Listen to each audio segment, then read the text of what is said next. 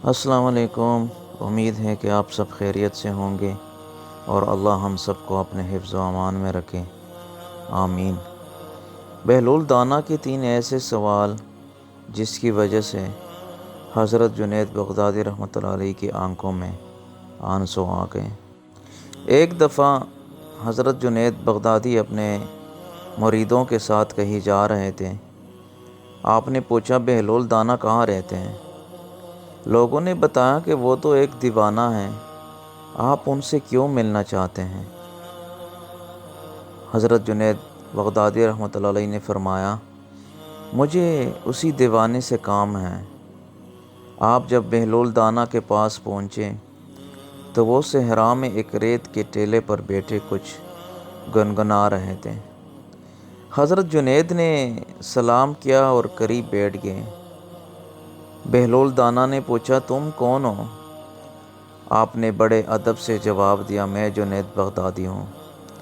بہلول نے مسکرا کر پوچھا، اچھا تو تم وہی جنید ہو جو لوگوں کو زندگی گزارنے کے طریقے سکھاتے ہو؟ چلو پہلے مجھے یہ بتاؤ کہ کھانا کیسے کھاتے ہیں؟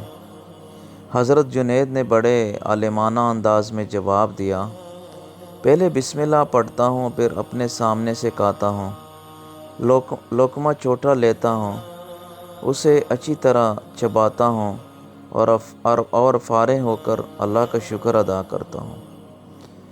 بہلول دانا اٹھ کھڑے ہوئے اور اپنا دامن جھاڑتے ہوئے بولے، تم تو کھانا بھی نہیں جانتے کہ کھانا کیسے کھایا جاتا ہے، لوگوں کو کیا سکھاؤ گے؟ یہ کہہ کر وہ آگے چل دیے۔ حضرت جنید رحمۃ اللہ عنہ کے پیچھے بھاگے اور عرض کی، حضور مجھے سکھا دیں کہ کھانا کیسے کھاتے ہیں۔ بہلول نے مڑ کر پوچھا، اچھا یہ بتاؤ کہ بات کیسے کرتے ہیں؟ حضرت جنید نے پھر علم کے مطابق جواب دیا، میں موقع دیکھ کر بات کرتا ہوں، آواز دھیمی رکھتا ہوں، فضول گفتگو سے بچتا ہوں اور مختصر بات کرتا ہوں۔ حضرت بہلول نے کہکا لگایا اور کہا، تمہیں تو بات کرنا بھی نہیں آتا، چلو ہٹو، راستہ دو۔ آپ رحمۃ اللہ پھر ان کے پیچھے گئے اور منت کر کے کہ سائیں مجھے سکھا دیں۔ حضرت بہلول نے آخری سوال کیا، تمہیں سونا آتا ہے؟ یعنی سوتے کس طرح ہو؟ آپ نے جواب دیا، وضو کر کے سوتا ہوں، دائیں کروٹ لیتا ہوں اور دعا پڑھتا ہوں۔ حضرت بہلول نے افسوس سے سر ہلایا اور کہا، جسے کھانا پینا اور سونا تک نہ آتا ہو وہ اللہ کو کیا پہچانے گا؟ حضرت جنید بغدادی نے ان کا دامن پکڑ لیا اور روک کر کہا، خدا کے لیے مجھے ان باتوں کی حقیقت بتا دے۔ حضرت بہلول نرم پڑ گئے اور فرمایا، اے جنید سنو، تم نے کھانے کے جو طریقے بتائے وہ ظاہری تھے، اصل حقیقت یہ ہے کہ کھانے کا پہلا طریقہ یہ ہے کہ لقمہ حلال ہو۔ اگر لقمہ حرام ہے اور تم 1000 بسم اللہ پڑھو اور 100 بار چباؤ، وہ تمہارے پیٹ میں آگ ہی بھرے گا۔ ہم میں سے اکثر لوگ کھانا شروع کرتے وقت بسم اللہ الرحمن الرحیم پڑھتے ہیں اور یہ بہت بڑی سنت اور باعث برکت عمل ہے، لیکن کبھی ہم نے اپنے دل سے یہ سوال کیا کہ جس کھانے پر ہم بسم اللہ پڑھتے ہیں کیا وہ رزق حلال بھی ہیں؟ صرف زبان سے بسم اللہ کہہ دینا کافی نہیں، بلکہ یہ بھی ضروری ہے کہ وہ کھانا اللہ کی پسند کے مطابق حلال طریقے سے حاصل کیا گیا ہو۔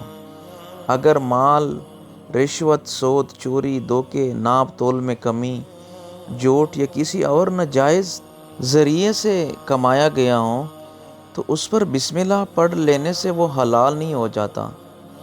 سوچیے، اگر کوئی شخص زہر کے اوپر بسم اللہ پڑھ دے تو کیا وہ زہر شہد بن جائے گا؟ ہرگز نہیں۔ اس طرح حرام رزق پر بسم اللہ پڑھ لینے سے وہ حلال نہیں بنتا۔ رسول اکرم صلی اللہ علیہ وآلہ وسلم نے ہمیں صرف بسم اللہ پڑھنا ہی نہیں سکھایا، بلکہ حلال رزق کمانا بھی سکھایا۔ حلال لقمہ دل کو نرم کرتا ہے، عبادت میں لذت پیدا کرتا ہے، دعا کی قبولیت کا سبب بنتا ہے اور اولاد کی تربیت پر بھی اثر ڈالتا ہے۔ اس کے برعکس حرام رزق انسان کے دل کو سخت کرتا ہے، برکت ختم کر دیتا ہے اور اللہ کی ناراضی کا سبب بن سکتا ہے۔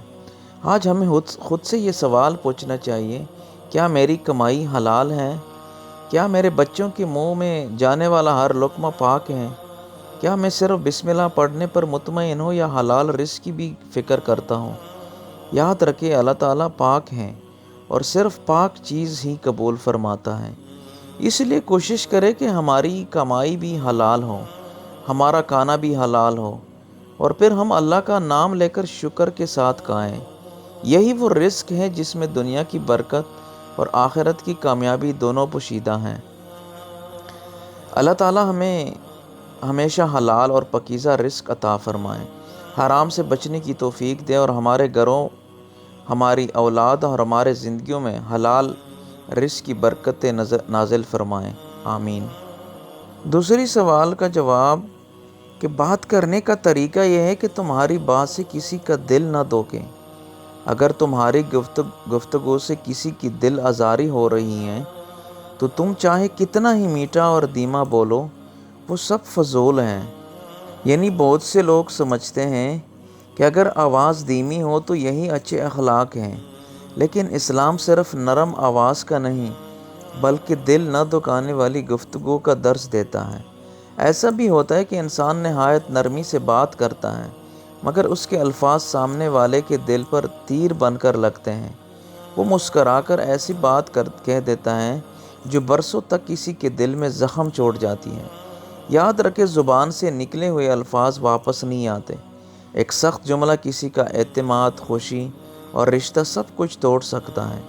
اگر آپ کے الفاظ کسی کو رلا دیں، کسی کی خودداری مجروح کر دیں یا کسی کا دل توڑ دیں، تو چاہے آپ کی آواز کتنی ہی نرم کیوں نہ ہو، آپ نے گفتگو کا حق ادا نہیں کیا۔ اپنی زبان کو یہ عادت ڈالیں، سچ بولے مگر حکمت کے ساتھ، نصیحت کرے مگر محبت کے ساتھ، اختلاف کرے مگر احترام کے ساتھ، اور اگر کوئی بات دل دکانے والی ہو تو خاموشی اختیار کر لیں۔ رسول اکرم صلی اللہ علیہ وآلہ وسلم کے اخلاق یہی تھے کہ آپ کے الفاظ لوگوں کے دلوں کو جوڑتے تھے، توڑتے نہیں تھے۔ یاد رکھیں، نرم لہجہ ایک خوبی ہے، لیکن دل نہ دکانے والے الفاظ اس سے بھی بڑی خوبی ہیں۔ اللہ کے نزدیک وہی زبان کامیاب ہے جسے کسی بندے کی عزت محفوظ رہے اور کسی کا دل نہ ٹوٹے۔ اللہ ہمیں ایسی زبان عطا فرمائے جو سچ بھی بولیں، خیر بھی پھیلائیں اور کسی مسلمان کے دل کو کبھی زخمی نہ کرے، آمین۔ اور سونے کا طریقہ یہ ہے کہ تمہارے سینے میں کسی کا بغض اور کینہ نہ ہو۔ اگر تم وضو کر کے بھی سوئیں لیکن تمہارے دل میں مسلمانوں کے لیے دشمنی ہے تو تمہاری وہ نیند اللہ کے ہاں نیند نہیں۔ صرف وضو کر کے نفل پڑھ کر سونا کافی نہیں، اصل بات یہ ہے کہ دل بھی پاک ہو۔ بہت سے لوگ سونے سے پہلے وضو کرتے ہیں، نفل پڑھتے ہیں، تسبیح کرتے ہیں، اذکار پڑھتے ہیں، اور یہ سب بہت عظیم اعمال ہیں، لیکن ایک سوال ہر انسان کو خود سے ضرور پوچھنا چاہیے کہ میرا دل بھی اتنا ہی پاک ہے جتنا میرا جسم؟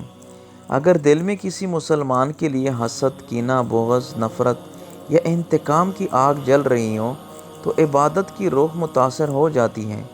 اللہ تعالیٰ صرف ہمارے ظاہری اعمال کو نہیں دیکھتا بلکہ ہمارے دلوں کی کیفیت کو بھی جانتا ہے۔ کسی کے پاس نعمت دیکھ کر جلنا، اس کی کامیابی برداشت نہ کرنا یا دل ہی دل میں اس کے زوال کی خواہش کرنا، یہ بھی وہ بیماریاں ہیں جو نیکیوں کو کھا جاتی ہیں۔ اس لیے ہر رات سونے سے پہلے صرف وضو نہ کریں بلکہ اپنے دل کا بھی وضو کریں۔ جس نے آپ کو تکلیف دی اسے اللہ کے لیے معاف کر دیں، جس سے ناراضی ہیں اس کے لیے خیر کی دعا کریں۔ اپنے دل کو حسد، کینہ اور نفرت سے صاف کر کے سوئیں۔ یاد رکھیں، پاک بستر سے زیادہ قیمتی پاک دل ہے۔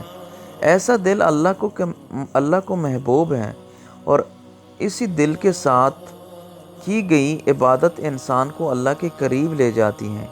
اللہ تعالیٰ ہمیں ظاہری پاکیزگی کے ساتھ دل کی پاکیزگی بھی عطا فرمائے، ہمارے دلوں سے حسد، کینہ اور بغض کو نکال دیں اور ہمیں اخلاص، محبت اور معافی والے بندوں میں شامل فرمائیں، آمین۔ یہ تینوں جواب سن کر حضرت جنید بغدادی رحمۃ اللہ علیہ کی آنکھوں میں آنسو آ گئے اور آپ نے فرمایا، آج آپ نے مجھے انسانیت کا اصل سبق سکھا دیا۔ آپ آتے ہیں اپنی طرف۔ ہم سب کو لگتا ہے کہ ہم بہت نیک ہیں کیونکہ ہم سنت کے مطابق کھاتے پیتے اور سوتے ہیں، لیکن کیا ہم نے کبھی سوچا کہ کیا ہمارا لقمہ 100% حلال ہے؟ کیا ہماری باتوں سے کسی کا دل تو نہیں دکھ رہا؟ کیا ہم رات کو اپنا دل صاف کر کے سوتے ہیں؟ غور کیجیے ان سوالات پر۔ فی امان اللہ۔